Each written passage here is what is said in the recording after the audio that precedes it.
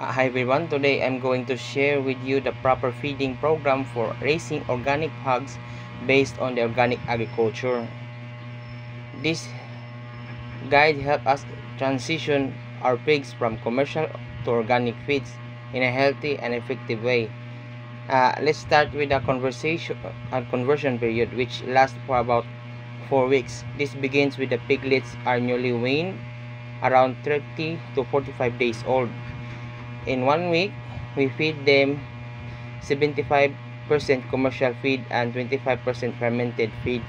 In week 2, we balance it around about 50% commercial feed and 50% fermented feed.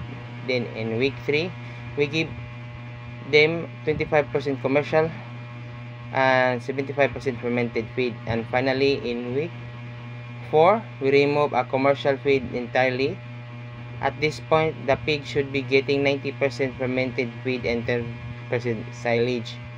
After that, we move on to the grower feeding stage, which is from week 5 to week 16. In week 5, the piglet should receive 80% fermented feed and 20% silage. Then from week 6 up to week 16, we adjust the ratio from 70% fermented feeds and 30% silage. Now, let's talk about the finisher phase, which starts from week 17 until slaughter, usually around 149 to 164 days old. During this phase, we used a balanced mix of 50% fermented feed and